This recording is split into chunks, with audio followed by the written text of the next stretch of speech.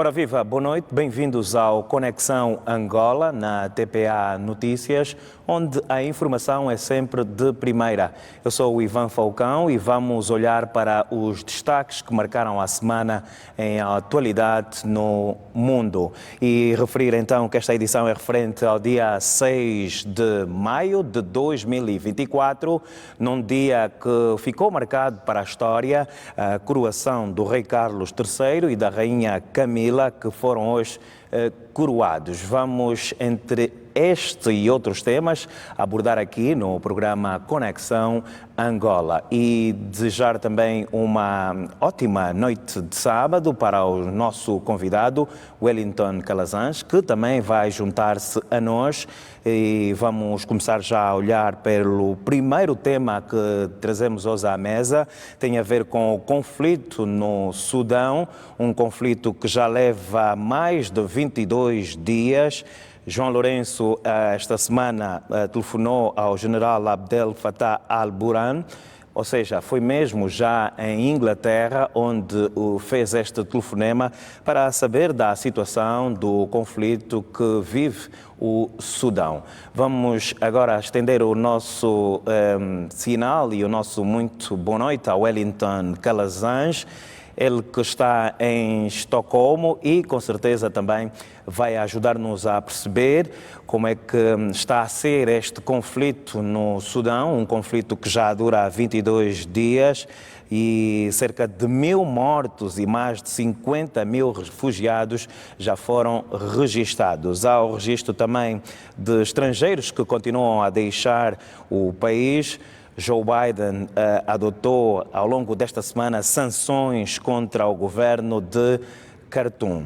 Estes e outros temas vamos vamos agora ao Wellington. Wellington Calazans, boa noite. Boa noite, Wellington. Boa noite, Ivan Falcão. Prazer estar de volta aqui ao Conexão Angola. Boa noite a você assistindo ao programa aqui no canal TPA Notícias. É sempre bom estar aqui para falarmos um pouco sobre a geopolítica. Vamos começar com este olhar para o conflito no Sudão, que já dura mais de 22 dias, já causou centenas de mortos e refugiados. Esta semana, e foi mesmo já em Londres, que o Presidente da República, João Lourenço, telefonou ao general Abdel Fattah al-Burhan para saber sobre este conflito. E começamos por aí, Wellington, este telefonema, o que pode significar para os conflitos que acontecem no Sudão? Ivan, esse telefonema tem uma importância muito grande porque, como tenho dito aqui inúmeras vezes, Angola, após ter vivido décadas de guerras, conheceu a paz e é hoje uma referência positiva não só na região austral, como também para todo o continente africano e nesses tempos aí de tantas turbulências que estamos recorrentemente comentando aqui no programa, também para o mundo, Ivan. Então, é sim de grande importância este telefonema e observe aqui que ele faz a ligação para o representante das Forças Armadas oficiais do país, Forças Armadas com 100 anos de tradição, e isso é um recado direto para as forças de oposição que estavam na vice-presidência, numa espécie de transição que foi frustrada, já que não houve a transferência para a sociedade civil do poder, né? E esse telefonema do presidente João Lourenço, ele é carregado de informações para todos os atores e também carregado de recados diretos e indiretos para a comunidade internacional que, como sabemos, existem as chamadas mãos invisíveis para esses casos e se alguém fala em paz, não pode patrocinar a guerra. Então, Ivan, considero importante essa chamada e que despertou também o interesse direto de líderes árabes que também, já seguindo esse mesmo exemplo do presidente João Lourenço, passam a buscar uma comunicação direta e passam a tentar o diálogo entre as partes envolvidas para minimizar imediatamente ou até estancar, não é, esse problema gravíssimo vivido nos últimos 22 dias, como você colocou, lá no Sudão, provocando mortes, desespero, pânico e caos para milhares de pessoas, Ivan. João Lourenço é considerado o campeão da paz em África. Pode ser um impulsionador também para que a paz chegue até ao Sudão nesta altura? É essa expectativa, não é? Essa iniciativa da chamada, quando ele tem essa iniciativa, certamente ele o faz também para atender inúmeros pedidos, inúmeros apelos de outros representantes, outros chefes de Estado do continente africano, porque, como você falou, quando um campeão liga, certamente há aí um respeito por quem recebe essa chamada, e esse apelo não é um apelo feito de uma maneira deliberada, é algo sustentado numa experiência e também numa capacidade de promoção do diálogo que poucas pessoas hoje e poucos líderes possuem, ou poucos líderes passam a aplicá-lo de uma maneira efetiva. Então, vamos sim louvar isto, sem aqui querer parecer que é apenas um elogio fútil. Não, não é. É uma chamada de paz, e isso tem sim que ser exaltado. Porque se qualquer notícia de instabilidade, de guerra, merece tanto destaque na imprensa, por que não destacarmos qualquer iniciativa de paz que é muito mais nobre, muito mais digna? Não é isso, Ivan? De facto, Wellington Calazans, o cessar-fogo é sucessivamente violado para as ajudas humanitárias. Os dois lados não cumprem estes cessar-fogos. Isto pode pôr em causa as populações que necessitam destas ajudas humanitárias. Quando um cessar-fogo ele deixa de ser cumprido, há vulnerabilidade, porque aquelas pessoas em desespero esperam muito por esses momentos, essas chamadas pausas, né, para que a situação de fuga, de acesso a alimento, de acesso a medicamentos possa existir. E quando o cessar-fogo é descumprido, primeiro que é um grande desrespeito de lado a lado, não é, quando isso acontece, mas principalmente para civis inocentes e indefesos, isso é muito grave. Mas tem uma coisa boa que está acontecendo, Ivan, porque de ontem para hoje não foram ouvidos tiros, né, troca de tiros ou de explosões, e os representantes do Exército do Sudão e também do grupo paramilitar rival, as Forças de Apoio Rápido, RSF, eles confirmaram que devem estar reunidos na cidade saudita de Jeddah para suas primeiras conversas diretas em meio a esforços internacionais para acabar com o conflito em curso, né, já há 22 dias, neste que é o terceiro maior país do continente africano. Então, isso já pode ser visto, sim, como frutos que começam a surgir a partir desse telefonema do presidente João Lourenço, a partir desse apelo das autoridades árabes para que a paz possa predominar no Sudão. E vamos aqui torcer para que isso possa ser confirmado, porque de notícia ruim nós teríamos uma conexão em Angola inteiro hoje para falar. Então vamos tentar ocupar o nosso espaço hoje com as boas sementes que estão sendo plantadas. Ainda olhando, Wellington, para a questão do conflito no Sudão, os estrangeiros continuam a sair do país.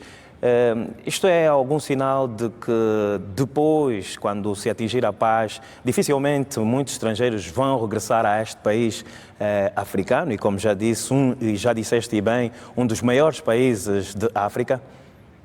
Não creio. Sabe por quê, Ivan? Porque o mundo, de um modo geral, como eu falei há pouco, ele conhece hoje diferentes focos de instabilidade. E um país como o Sudão, que apesar de figurar entre as populações mais pobres do planeta, é um país riquíssimo, não é? Em petróleo, em ouro e em diversas outras fontes de riqueza. E isso é um imã que atrai pessoas do mundo inteiro, e se a paz for consolidada, certamente iremos conhecer também a prosperidade em breve, com a participação e de atores internacionais também, porque o mundo não vive criado por ilhas, não é? O mundo vive conectado. É um conflito que já leva mais de 22 dias e já cerca de 1.000 mortos registados e mais de 50 mil refugiados. O presidente norte-americano também juntou-se a decisões sobre este conflito. Joe Biden adota sanções contra o governo de Khartoum. É uma medida assertiva, Wellington?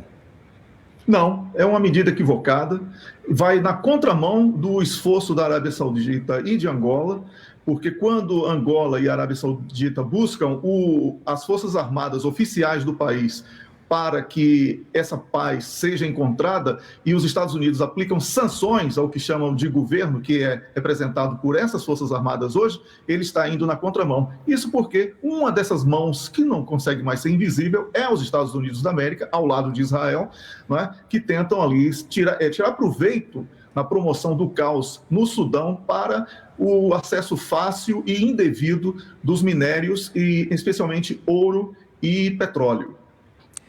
Muito bem, Wellington Calazans, esta nossa primeira abordagem aqui no Conexão Angola, olhando para o conflito no Sudão, onde cerca de 1.000 mortos e mais de 50 mil refugiados já estão assinalados em mais de 22 dias de conflito. Relembrar também que o presidente da República, João Lourenço, telefonou ao general Abdel Fattah al-Burhan ao longo já da sua visita em Londres para saber mais sobre este conflito que afeta o Sudão e dizer que o Joe Biden também adotou sanções contra o governo de Khartoum.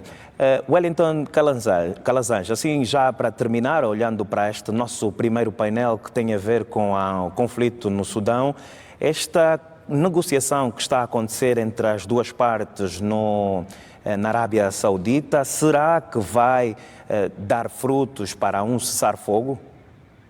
Olha, Ivan, eu não posso assim assegurar que vai ter esse resultado. Essa é a nossa aspiração, é a nossa pretensão, porque nós aqui somos defensores da paz. E uma semente que é plantada deve ser cultivada. Então, o que é que eu penso que seja a resposta adequada para essa pergunta, que é também uma expectativa que converge com a minha, não é? Você, quando me pergunta isso, você quer que eu diga que sim? Eu vou dizer que sim. Eu vou dizer que sim, Ivan, sabe por quê? Porque quando surgem focos de diálogo, nós precisamos acreditar que esse diálogo é possível. Nós precisamos acreditar que estamos falando aqui de seres humanos e que ninguém pode se sentir bem vendo irmãos morrendo e se matando entre si, não é?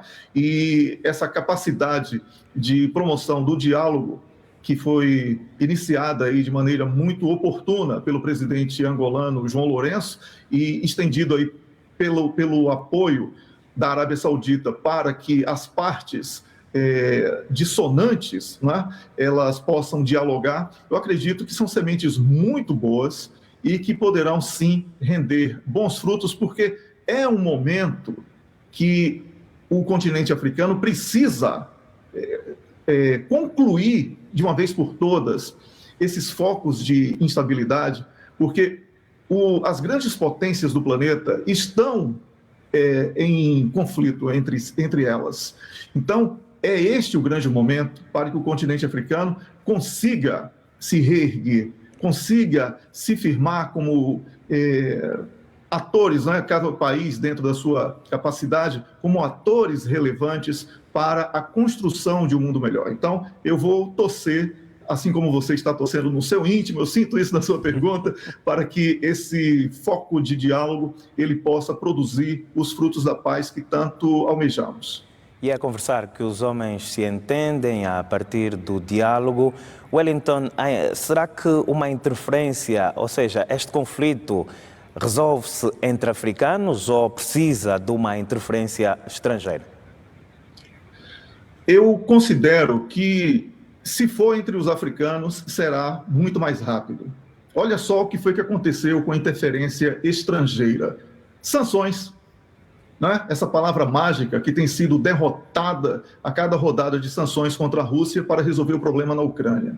Então, esse modelo de imposição, de chantagem, de extorsão praticado pela diplomacia de alguns países ocidentais não pode resolver mais problemas, e isso está provado. Por isso, Ivan, eu acredito muito mais no telefonema do presidente João Lourenço, no apelo de um país árabe que tem interesse e também tem convergências culturais e religiosas, como você bem sabe, e eu acredito muito mais na afinidade para que todos sejam vistos como uma única família do que no elemento surpresa de potências que historicamente se apresentaram unicamente como impositoras de culturas, valores e outros fatores que estão distantes, né, das realidades onde tentam intervir. Por isso, eu acho que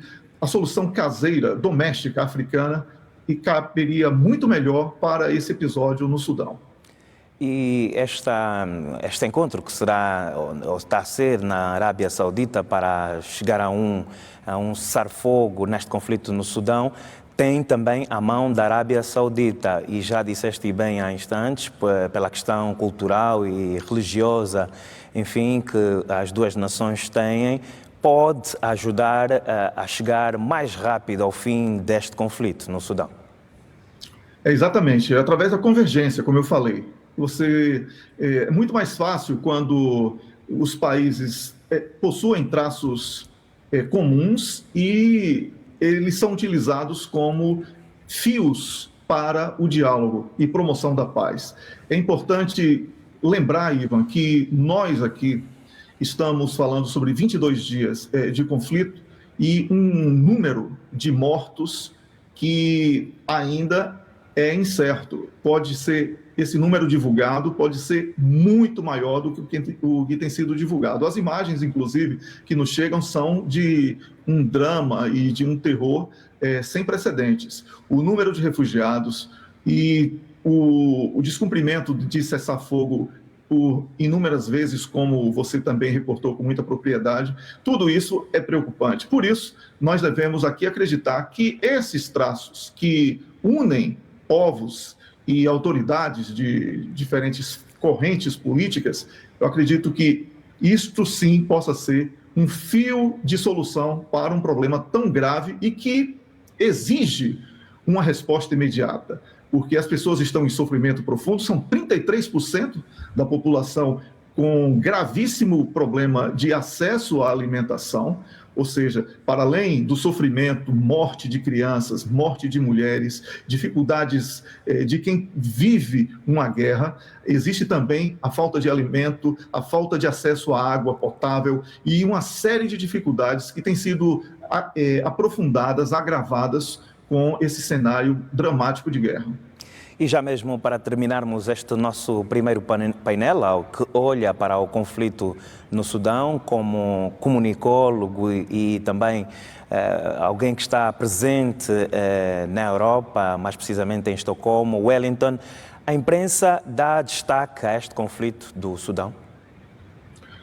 Quando dá destaque, Ivan, é de uma maneira absurdamente distante do problema. Eu cheguei a comunicar sobre isso recentemente para um canal no YouTube, para o qual eu fui convidado a comentar sobre o mesmo tema. Quando acontece algo, por exemplo, agora na Ucrânia, quando começou ali a guerra na Ucrânia, não é? Rússia, Ucrânia, NATO, aquela coisa que nós já conhecemos. As histórias que nos chegavam aqui através dos meios de comunicação da Suécia, eu vou me prender aqui, apesar de pesquisar praticamente todos, eu vou falar sobre a Suécia, já que eu vivo aqui na Suécia.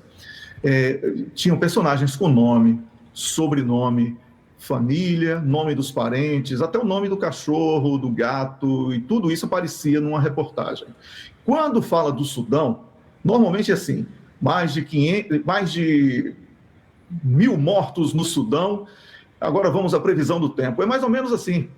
Então vamos agora ao futebol, entendeu? É como se fosse apenas uma coisa que aconteceu. E não é, são vidas humanas que têm o mesmo valor, deveriam merecer o mesmo respeito, o mesmo destaque. Mas, como sabemos, o Ocidente, ele é impositor, não é? Ele gosta de dizer que é o melhor, mas não tem provado isso, infelizmente, na prática, até mesmo com os problemas domésticos, incapazes de dialogar e resolver um problema, por exemplo, no caso da Ucrânia, que já dura mais de um ano.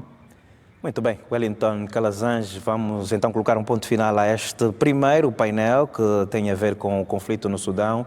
Ficou aqui o essencial da sua análise, em que dá conta que a imprensa internacional não tem destacado este conflito que está a acontecer em África. Mudando agora de painel e de tema, vamos olhar para a questão dominante nos últimos tempos, a tensão entre a Ucrânia e a Rússia. Wellington Calazans, Moscovo fala em atentado com drones contra o Kremlin. Vamos começar por aí. Será que é isto mesmo que aconteceu? Foi um atentado que se registrou ao longo desta semana contra o Kremlin, mais precisamente contra Vladimir Putin? Olha, nessa guerra de propaganda que nós vivemos, qualquer versão apresentada é plausível. A imprensa ocidental hoje tenta provar que foi uma autossabotagem russa para que isso justificasse uma intensificação da ofensiva russa na Ucrânia, frustrando assim uma preparação ou uma suposta preparação ucraniana de uma contraofensiva. Por sua vez, os russos, apesar de que eu vou aqui destacar para o nosso público, e você já conhece meu drama aqui, o país da liberdade de imprensa, que é a Suécia, bloqueou o acesso a toda a mídia e informação russa. Eu preciso pedir ao David Temudo, aqui do canal, para que envie PDFs para mim e os meus amigos do Brasil, que fazem o mesmo. Então, eu tenho um exercício para ter acesso às fontes russas aqui na Suécia. Mas os russos, por sua vez, eles refutam essa versão apresentada e fazem, inclusive, uma associação com o que aconteceu no Nord Stream, quando está claramente comprovado, de acordo com denúncias feitas por um jornalista, com provas, inclusive, de um agente da CIA, de que foram os ocidentais que praticaram a sabotagem no Nord Stream, mas a imprensa aqui ocidental continua dizendo que foi uma autossabotagem russa. Então, nós entramos primeiro nessa briga que é a guerra de propaganda. Passado isso, o que eu tenho a dizer ao nosso público sobre esse episódio é que, será que se aquele drone conseguisse atingir o presidente russo, Vladimir Putin, o Ocidente iria negar a autoria? Ou iria dizer que foi uma prática necessária para pôr fim a um ditador e que isso iria pôr fim à guerra? Não é? Por sua vez, eu falo sobre aquilo que vejo nas manifestações de uma autoridade que, inclusive, já esteve na condução dos destinos da Rússia, que é o Dmitry Medvedev, quando ele fala que já passou da hora da Rússia eliminar Volodymyr Zelensky. Observe que as versões são bastante distintas e o nível de belicismo começa a ser aprofundado, o que eu considero uma perigosa escalada, porque aqui, Ivan, nós estamos falando sobre potências nucleares. E se esse nível de insanidade, esse nível de provocação continuar nessa escalada, que é perigosíssima, nós poderemos atingir o indesejável momento de uma guerra nuclear sem precedentes e com características preliminares, vamos chamar assim, ou prognosticadas, melhor ainda, não é, de uma hecatombe, o que seria o fim da humanidade. Wellington, estas palavras de Medvedev já mereceram reações por parte das autoridades de Kiev? Sim, eles refutaram, não é? Eles dizem que não foram os autores de uma tentativa de atentado ao Kremlin, já que houve a frustração, já que o drone foi interceptado antes mesmo de atingir o prédio. E também dizem que reforçam aquela teoria que eu falei, ocidental, de que isso foi uma autossabotagem russa para que houvesse um aprofundamento da ofensiva russa na tentativa de frustrar o que tem sido propagado como contra-ofensiva ucraniana, que seria de primavera, mas pelo andar da carruagem vai ter que ser de verão ou não será. E do outro lado deste conflito, ao longo desta semana, Kiev estará, pelo menos o que passou pela imprensa, que Kiev estará a preparar uma forte contraofensiva. Será que esta situação pode-se considerar real e também existe o poderio ofensivo para este ataque de Kiev? David, olha, é o costume de falar com o David aqui no Conexão Angola. Ivan, eu quero falar a você o seguinte: quando, 48 horas depois, a Rússia já havia eliminado todo o sistema de defesa aéreo e passou a dominar o espaço aéreo ucraniano, praticamente a Rússia passou a conduzir esta guerra, este conflito, no ritmo que deseja. A expectativa da Rússia não é de terra arrasada imediatamente, é de um avanço lento e gradual, porque esta, como todas as guerras, é uma guerra econômica. E a expectativa da Rússia é de arruinar o Ocidente economicamente. De certa forma, tem conseguido isso na medida em que os bancos norte-americanos começam a sofrer fortes pressões e até mesmo uma sequência de quebradeiras. O dólar deixou de ser a moeda preferencial nas relações de diversos países, o que tem sido chamado de desdolarização. E, com isso, Ivan, nós podemos dizer que a contraofensiva ela não será possível de imediato. Eu acredito, eu aposto até mais em tática de guerrilha, que são explosões aleatórias de pontos distintos para provocar caos e talvez até para tentar provocar uma reação exacerbada da Rússia e com isso fazer com que a Rússia abandone essa estratégia perversa de um avanço lento e gradual para que seja conhecido o fim desta guerra. Porque, de acordo com generais norte-americanos, como o McGregor, por exemplo, nós temos ouvido de que a Ucrânia não tem nenhuma capacidade de promover uma contraofensiva, que os militares ucranianos que foram recentemente preparados não teriam o mesmo know-how do militar russo para um embate direto. Portanto, eu não quero ser aqui muito pessimista em relação aos ucranianos, até porque guerra não pode haver otimismo para nenhum dos lados, mas eu não apostaria minhas fichas. Perdão? Pode-se considerar uma miragem? Uma miragem perigosa, porque aquela expressão que foi usada pelo presidente norte-americano até o último ucraniano, ela tem sido confirmada. E eu começo a temer até mesmo pelo futuro da Ucrânia e do povo ucraniano como povo e como nação, na ordem inversa aqui citada. E olhando para os avanços da Rússia neste conflito entre os dois países, parte de Zaporísia já foi ocupada pelo exército russo. Isto demonstra o claro avanço da Rússia. Não só isso, Ivan, isso significa também, sabe o quê? O sepultamento da credibilidade de uma imprensa que mente todos os dias. Você liga um canal de televisão ocidental, o que é que eles estão dizendo? Que a Rússia está perdendo, que não tem munição, que o Vladimir Putin está com cancro, que caiu do banheiro, que escorregou no gabinete. Todo dia uma história diferente, todo dia uma mentira. E agora você vê todos os dias. Mas olha, observe, a Rússia às vezes promove bombardeios extremamente intensos para avançar 2.000 metros apenas. Então, é como eu falei, eles continuam numa perversa... Quando eu falo perversa, é porque é torturante para quem está do outro lado. numa perversa estratégia de avanço lento e gradual, mas sempre avançando de forma lenta e gradual, ou seja, sempre ganhando espaço, ganhando território, consolidando os seus objetivos, a despeito de toda uma propaganda que diz o oposto.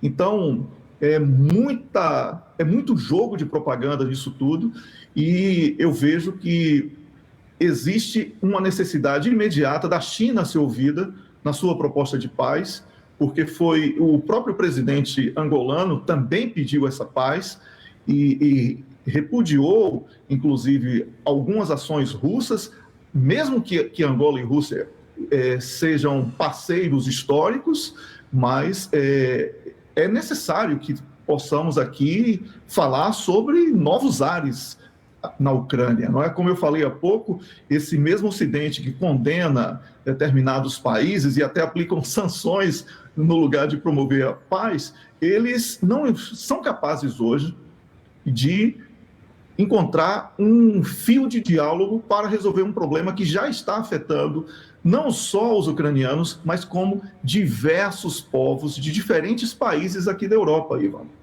De facto, um conflito que já leva mais de um ano e, como disseste bem, Wellington Calazans, já está a afetar a economia de muitos países europeus. E olhando agora para uma outra guerra, a Segunda Guerra Mundial, que terminou há 78 anos. Nas comemorações desta data, a Alemanha proibiu o uso da bandeira ucraniana no Dia da Vitória. O que tem a dizer sobre esta atitude da Alemanha? Eu tenho a dizer que a Segunda Guerra Mundial ela não terminou. O que estamos vivendo hoje na Ucrânia são os focos. São os vestígios ainda. São os focos que foram herdados e transmitidos através de gerações. E a Ucrânia, ainda que a imprensa ocidental tenha escondido isso de diferentes maneiras, e os russos façam questão, desde o primeiro dia, de destacar isso, um país que tentou resgatar, sim, o nazismo. E isso está claro nos símbolos utilizados, na maneira como as saudações eram feitas e a simpatia por líderes ucranianos já falecidos, inclusive na Segunda Guerra, que estavam diretamente vinculados ao nazismo. E os alemães precisam apagar definitivamente essa relação entre o nazismo e a Alemanha. Por isso, não quis expor a sua história que tenta apagar com uma história que tentaram reacender. Eu acredito que tenha sido essa a principal razão. E também dentro da Alemanha já existem focos muito grandes de insatisfação desse apoio incondicional da Alemanha à Ucrânia, porque a Rússia era um parceiro comercial muito importante para a indústria alemã e esse mercado foi perdido para além do gás barato, não é? Que permitiu que a Alemanha conhecesse a prosperidade nas últimas décadas e hoje existe um declínio econômico muito grande desta que é a maior potência econômica do continente europeu, sem dúvida alguma. Pois bem, Wellington Calazans, e essa abordagem em torno deste momento que se viveu esta semana na comemoração do Dia da Vitória. A Alemanha proibiu o uso da bandeira ucraniana nestas festas, nestas celebrações do Dia da Vitória da Segunda Guerra Mundial, que já terminou há 78 anos. Este é o Conexão Angola, que está consigo todos os sábados na TPA Notícias, a partir das 18 horas. E hoje, nesta edição referente ao dia 6 de maio de 2023, começamos por olhar para o tema o conflito no Sudão e passamos para um tema que é já habitual do Conexão Angola, olhar para a tensão Ucrânia-Rússia e as últimas sobre este conflito que já dura mais de um ano. E então vamos passar para as notas mais breves mas sempre atuais, e esta tem a ver com o dia de hoje, a coroação do rei Carlos III e a rainha Camila, que foram hoje coroados. Sei que também ao longo do dia também já estiveste aqui no TPA Notícias a analisar este momento que se viveu em Londres.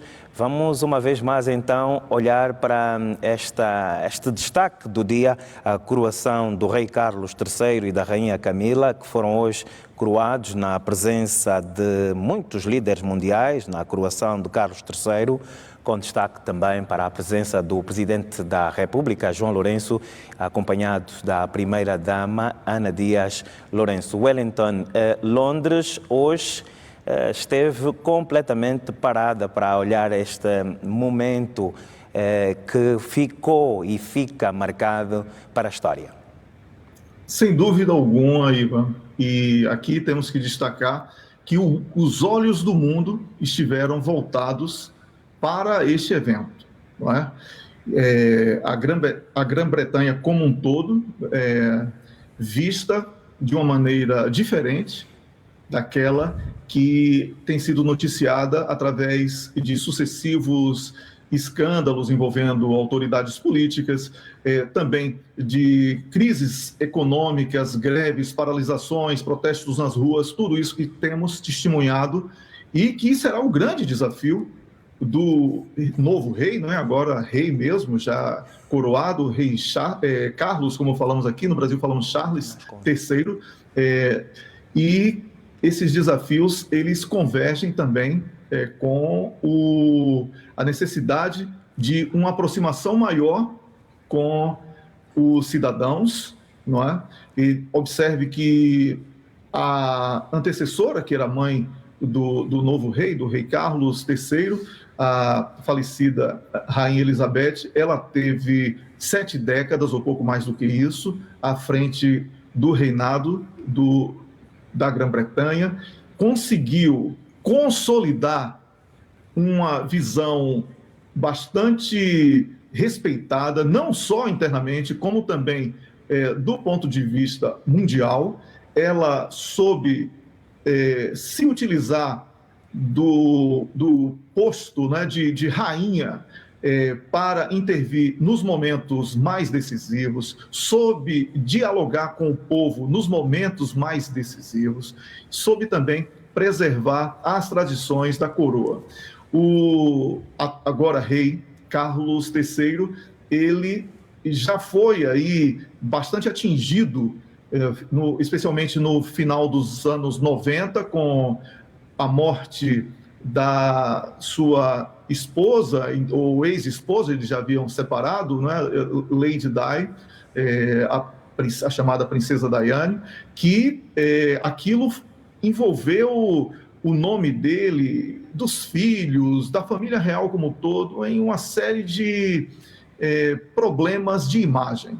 E falando sobre imagem com uma coroa, né, com uma monarquia, é muito perigoso, porque uma monarquia, ela deve ser, para ter sucesso, ela deve ser muito discreta e aparecer apenas nos momentos decisivos. Não estou dizendo que nos bons momentos apenas. Deve aparecer nos momentos decisivos, que podem ser bons ou maus momentos, mas momentos que a grandeza da monarquia possa ser apresentada aos olhos dos seus súditos e, com isso, esse respeito, essa credibilidade possam ganhar corpo e possam ser consolidados com uma intensidade cada vez maior. Então, esse desafio do rei Carlos de herdar um trono de uma mulher que soube fazer tudo isso e que ele não possui ainda, não terá o mesmo tempo que ela teve, até pela idade, 74 anos de idade, ele assume com 74 anos, né? A mãe dele assumiu quando tinha 25 anos de idade, então a diferença é gritante, e ele não terá esse mesmo tempo de consolidar o histórico da mãe, mas se ele tiver habilidade, ele irá preparar imediatamente o filho, que goza de muito mais empatia aos olhos do povo da Grã-Bretanha do que ele mesmo, para que o filho seja um sucessor natural e não somente através da sua morte, mas, quem sabe, através de uma aposentadoria dentro de 10, 15 anos, para que a monarquia não seja vista a partir da imagem de um homem envelhecido, fragilizado, porque isso poderá ser muito ruim também para o seu filho, que hoje é o seu primeiro sucessor na cadeia dessa monarquia. Então, Ivan, temos aí muitas coisas para falar sobre esse tema. Obviamente que nem todas as pessoas aprofundam esse tema, mas eu, antes de devolver a palavra para você, eu peço licença para dizer o seguinte: a tradição é muito importante para uma monarquia e hoje vimos um respeito com um rigor incomum, não é? Nós vimos um rigor incomum da manutenção de uma tradição secular. Vimos ali as roupas, a indumentária de modo geral, toda uma tradição sendo respeitada exatamente como um ritual. E isso é muito importante para que momentos como esses, que nós aqui somos felizardos por estarmos não apenas testemunhando, mas também reportando, eles possam servir como momentos de referência para a história daquele povo que está submetido a esse modelo de gestão, de governo e de Estado, que é uma monarquia com parlamentarismo. Disseste bem, Wellington Calazans, que o rei, agora rei Carlos III, herdou este trono aos 74 anos e há uma imagem meio que envelhecida dos reis em Inglaterra, e existem também muitos jovens que já não se revêem com a monarquia em Inglaterra. O que tens a dizer sobre esta situação? Eu tenho a dizer que a idade, ela é importante para um momento como esse. Por quê? Como eu falei, ele herda um país em crise do ponto de vista político e até moral de alguns políticos que conduzem o destino do país. Por isso, talvez se fosse o filho dele hoje a assumir, né, se ele abdicasse deste reinado e transferisse diretamente para o seu filho a possibilidade de ser o rei hoje, um rei mais jovem, talvez ele não tivesse a experiência necessária para esses desafios que foram colocados, porque, querendo ou não, aos 74 anos de idade, desde criança, o agora rei Carlos III foi preparado para assumir este reinado. Então, eu acredito que, como elemento de transição, ele possa se utilizar do bom carisma que o filho possui e também da boa aceitação e popularidade do filho para promover uma transição mais tranquila, transferindo através dele, do rei Carlos, aquilo que foi herdado pela mãe, não é? Para que o neto, no caso dela, e o filho dele, na condição de rei no futuro, possa ter mais tranquilidade e possa ter uma condição melhor do que a que ele está ganhando, não por culpa da mãe, mas por culpa política e do contexto geopolítico, porque o Reino Unido está diretamente envolvido no conflito com a Ucrânia, inclusive com o grave equívoco de ter enviado bomba suja para a Ucrânia, o que expõe o país a uma ofensiva extremamente perigosa por parte dos russos. Muito bem, e agora olhando para um outro filho do rei Carlos III, o Henry, ele que faz várias entrevistas polémicas que têm, de certa forma, manchado a imagem da família real. Até certo ponto, esta atitude leva à mancha desta imagem da família real. Olha, ele abriu mão, né, de todos os cargos, todas as possibilidades de gozar de privilégios e benefícios de uma monarquia. Então, ele não deve ser mais visto como alguém capaz de opinar sobre a monarquia.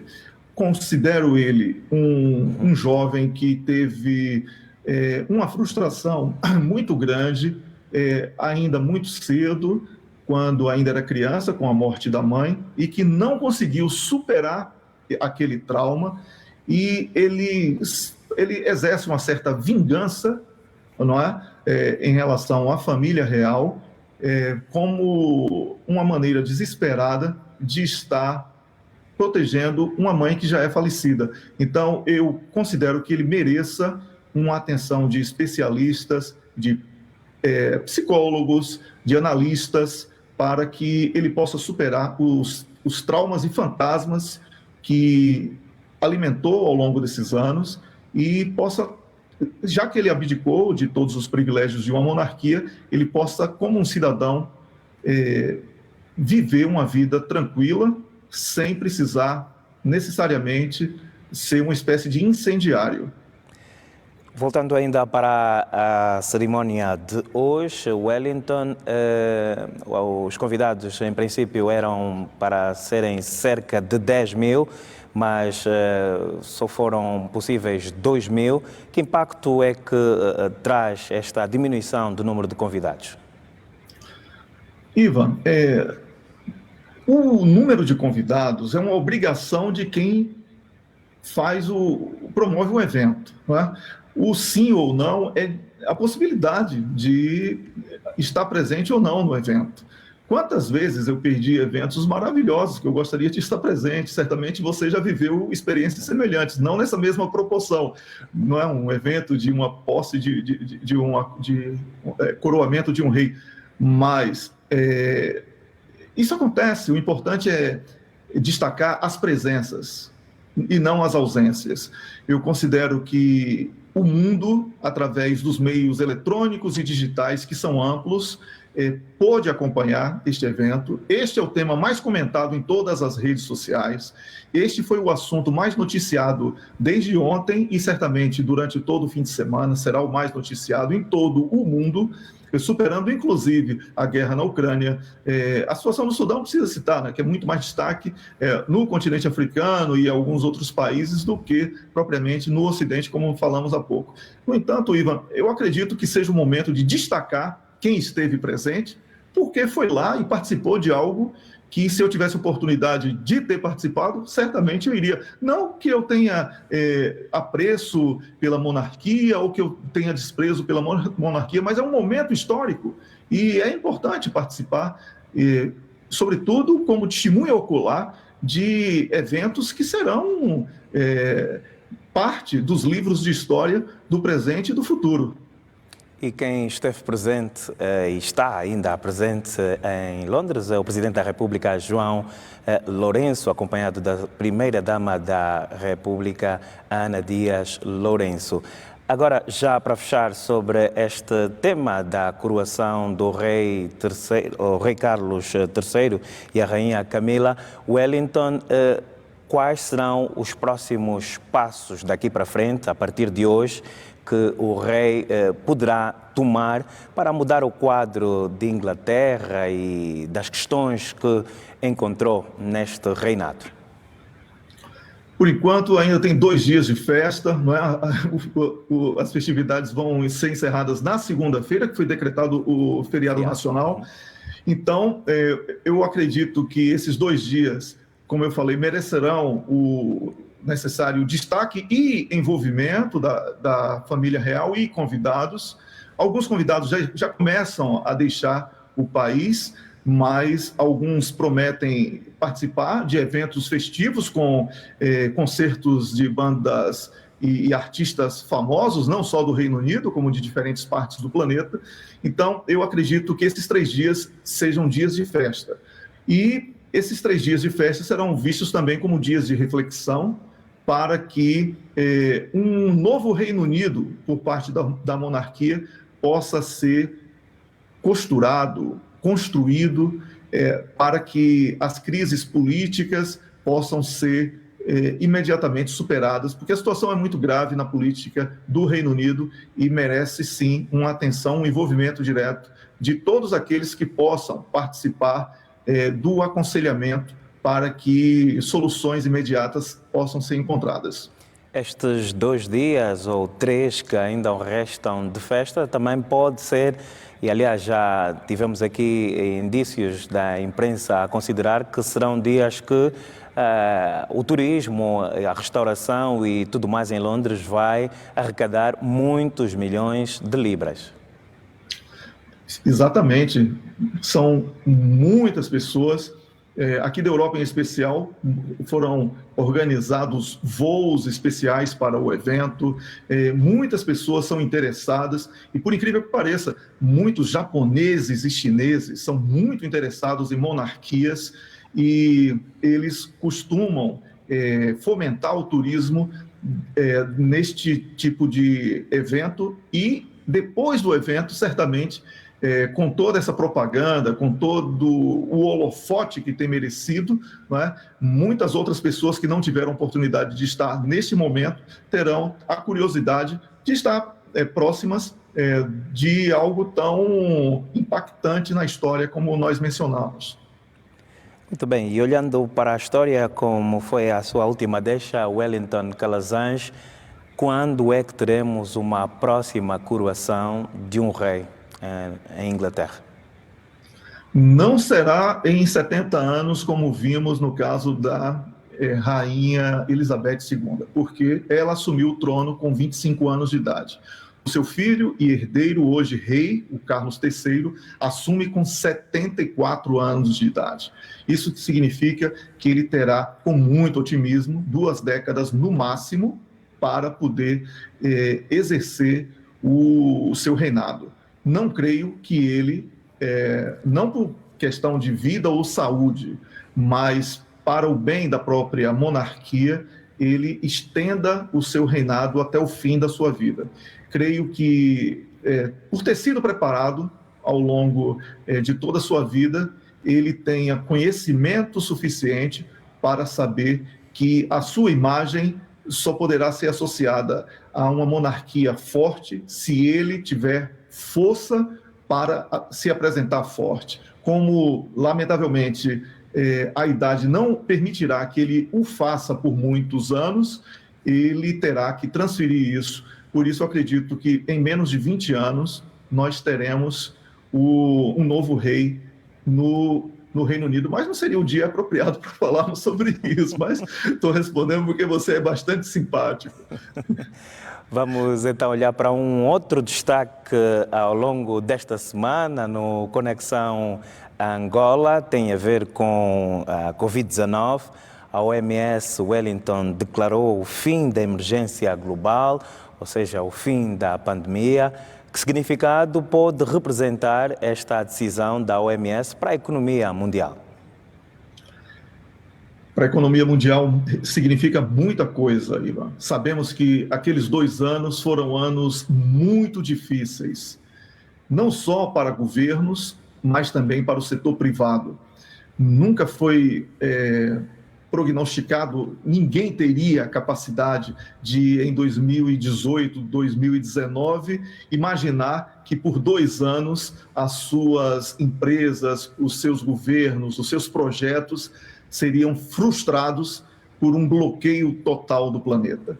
E esse banimento que foi anunciado vem em boa hora, porque o mundo conhece hoje inúmeras dificuldades com focos de instabilidade e focos de guerra em diferentes partes do planeta e, agravados por uma pandemia, a situação ficaria insuportável. Então, como a OMS faz esse anúncio, devemos louvar aqui essa nova possibilidade de viver um mundo sem esta ameaça, sem ameaça de blackout, de lockdown, aquelas expressões em inglês que foram familiarizadas, incorporadas por todos, porque todos viveram um drama sem precedentes e que provocou mortes de milhões de pessoas ao redor do planeta e também tirou a perspectiva de muitos países de um crescimento, de uma retomada econômica e de empresas que foram à falência,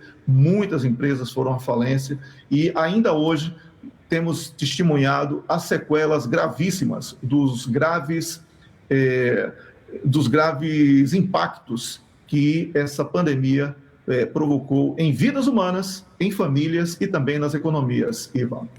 Muito bem, Wellington, e acredita que a vacinação esteve na base deste sucesso para ser declarado o fim da pandemia da Covid-19?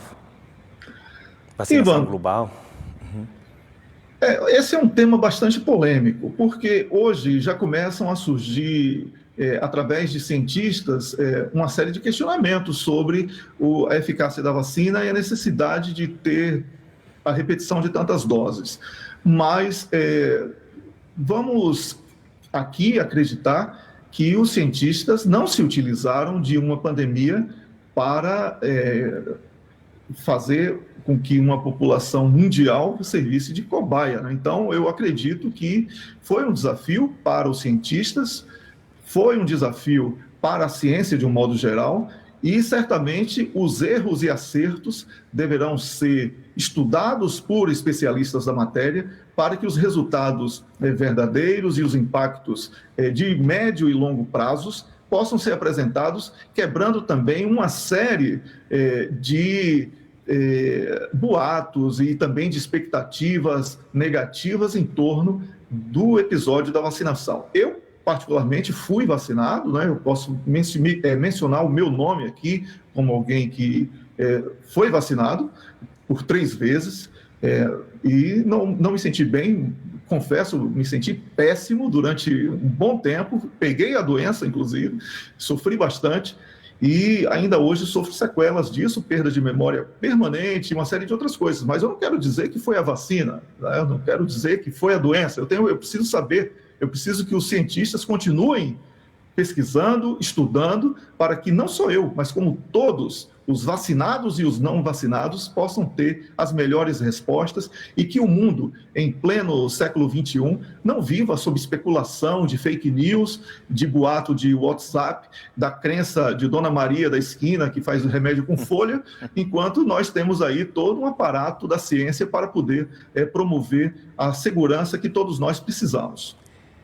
Wellington, acredita que não será necessário, agora depois da declaração deste fim da pandemia da Covid-19, uma ajuda da OMS e de outras instituições das Nações Unidas para aquelas economias mais debilitadas e que sofreram muito com a Covid-19? Seria um gesto de solidariedade. Eu não sei se a OMS teria condição de fazer isso, mas eu acredito que os países mais ricos devam entender que, neste momento, a concentração da riqueza é prejudicial a quem concentra. É preciso que haja uma distribuição da riqueza no planeta para que os países que carecem de uma série de condições possam ter acesso e as populações tenham esse impacto negativo minimizado, porque, Ivan, não dá para vivermos em um mundo em que poucos países são riquíssimos e que muitos outros vivem com insegurança alimentar, com sucessivos golpes de Estado decorrentes desta falta de acesso a saúde, educação, alimento, que nós sabemos que muitos países vivem e que muitos dos problemas internos são utilizados por políticos e por mão invisível, uma expressão que o nosso colega David gosta muito de usar, para que a instabilidade possa ser consolidada. E por isso, acho que a sua sugestão ou a sua expectativa, ela seria, sim, um gesto grandioso por parte de organismos internacionais e de países ricos para que um verdadeiro recomeço possa ser notado entre os países nesse pós-pandemia. O que é que a humanidade ganhou com esta pandemia? O que é que aprendemos? O que é que conseguimos absorver ao longo deste quase que 3 anos de pandemia da Covid-19? Primeiro que a vida tem um valor muito grande. Todos temeram a morte, não é? E aqui não entra essa discussão de negacionista de vacina, quem acredita na vacina, que não, todo mundo temeu a morte. Então, aqui hoje no planeta, todos sabem o valor da vida. Então, o que as pessoas aprenderam, que tiveram tempo para uma reflexão, é de que uma guerra não vale a pena, é que o diálogo é muito mais importante e que o calor humano é importante. Somos seres humanos, como seres humanos somos cientificamente rotulados de racionais, precisamos agora exercer a racionalidade e usar o nosso 10%, né, da cabeça animal aí para fazer jus a esse título tão importante de racionais. Caso contrário, estaremos sendo mais animais irracionais do que o contrário. Eu vou voltar um bocadinho atrás, olhando para a questão econômica desta pandemia da Covid-19. Muitos países em desenvolvimento, em vias de desenvolvimento, em subdesenvolvimento, tiveram este apoio da OMS, mas o que é certo é que muitos destes fundos foram desviados. Wellington. Sim, isso faz parte da natureza humana. Infelizmente, as pessoas, elas perdem o espírito de solidariedade e enxergam no ganho rápido, através do ilícito, um caminho seguro para a consolidação de sonhos e desejos que são muito menores do que a importância de salvar vidas. E quando você fala aqui do uso indevido dessas riquezas, nós também temos que destacar que toda corrupção ela é uma mão de duas vias e que possui um meio para que ela seja exercida. Se um país pequeno, subdesenvolvido ou em desenvolvimento, como você colocou, pratica esse ilícito, certamente um país maior que promoveu aquela doação também pecou no aspecto de fiscalização, não é? E de aplicação do destino daquela doação. Porque a corrupção ela é unida pelo corruptor e pelo corrompido. Então, se houve um corrompido e se houve um praticante do ilícito, certamente do outro lado houve um corruptor e aquele que estimulou a prática do ilícito. Então, é preciso que haja uma investigação por todos os pontos e vias para que não sejamos injustos, acusando apenas aquele que é mais um em desespero, só que teve acesso a determinadas fontes de acesso. Ainda sobre a Covid-19, Wellington, muitos países da América Latina e também de África, as suas autoridades, os seus responsáveis, justificaram muito a Covid-19 como o fator para não desenvolverem alguns projetos sociais. Acha que a Covid-19 interferiu mesmo nestes projetos sociais para a população? Ivan, muitos políticos, eles se utilizaram de diferentes maneiras para justificar os próprios fracassos. E isso não foi uma exclusividade de países da América Latina e do continente africano, não. Muitos países ricos estiveram como verdadeiros atores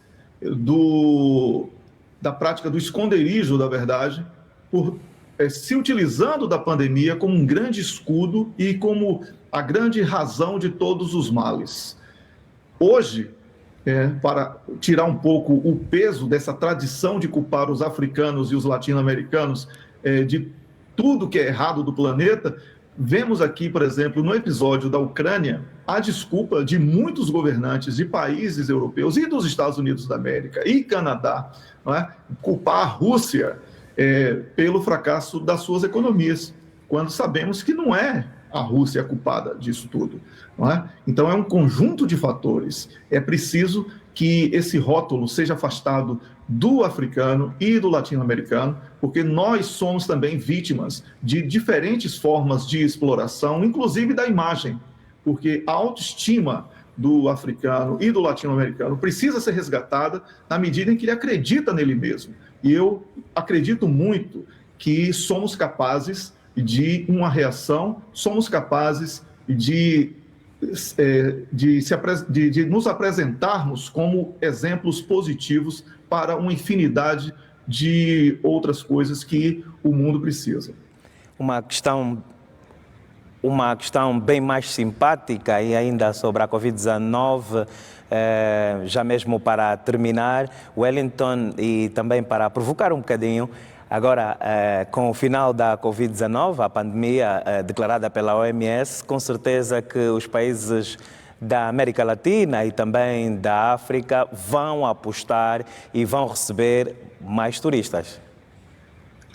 Sem dúvida. Como eu falei, a vida passou a ser valorizada, a integração entre pessoas passou a ser mais valorizada. E com isso, Ivan, nós vamos ver o turismo, que era um turismo improvável, né? Muitos ocidentais viajando para os países da América Latina, para os países africanos, eles passarem a ter esses países como destino. E eu acredito sim que o turismo sofrerá um incremento muito grande, porque no continente africano, nos países da América Latina que você mencionou, existem muitas belezas naturais e que serão valorizadas, porque muitas pessoas, por exemplo, saíram dos grandes centros urbanos para viver em áreas rurais nos seus países, e isso também estimula para que conheçam outras realidades e tenham contato com diferentes culturas. Eu espero sim que este seu prognóstico positivo de encerramento do programa, ele possa ser confirmado, porque o turismo é uma importante fonte de receita para que países em desenvolvimento possam conhecer a prosperidade. Wellington Calazans, muito obrigado, mas antes de terminarmos o Conexão Angola deste sábado, temos o habitual 1 minuto. Hoje, como não tivemos os outros convidados, pode-se estender mais 2, não é? Então tá, é o famoso positivo e negativo da semana. Positivo e negativo da semana, Wellington. Então, o negativo, para mim, foi a aplicação de sanções por parte dos Estados Unidos da América ao governo do Sudão, porque a aplicação de sanções, ela não tem nenhum resultado positivo. Já vimos isso, né? Vimos isso em diferentes situações. E só quem sofre com isso são as populações atingidas por essas sanções. Os governantes, os líderes que estão à frente dos destinos dos seus países e povos, eles sofrem menos. Cada sanção aplicada, são mais pessoas sofrendo. Eu acho que esse é o negativo da semana. Essa fórmula de aplicar sanções é ruim, inclusive, para uma retomada da diplomacia norte-americana, que anda bastante desacreditada, especialmente com essa questão da guerra na Ucrânia. Agora, de positivo, eu tenho que destacar aqui as iniciativas de paz também relacionadas ao Sudão, o telefonema do presidente João Lourenço e também a iniciativa do ministro das Relações Exteriores da Arábia Saudita para que as forças antagônicas no Sudão possam dialogar e encontrar uma solução pacífica. Eu acredito que isto seja um embrião, que devemos deixar aqui este programa com essa semente boa e que ela possa produzir bons frutos, Ivan. E muito obrigado aí pelo nosso diálogo, né? Já que eu fui o único comentador hoje do programa, e é sempre um prazer estar aqui neste programa que eu gosto tanto.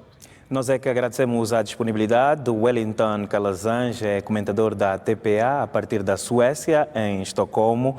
Obrigado e bom sábado. Igualmente, um grande abraço e até a próxima semana. Até a próxima semana, Wellington. Vamos então colocar um ponto final ao programa Conexão Angola, nesta edição de sábado, 6 de maio de 2023. Abordamos nesta edição aspectos ligados ao conflito no Sudão, ainda a tensão entre a Ucrânia e a Rússia. Não deixamos de ver também e também analisar com Wellington Calazans, o nosso comentador a partir da Suécia, em Estocolmo, a coroação do rei Carlos III e da rainha Camila, que aconteceu hoje. Boa noite, obrigado pela preferência.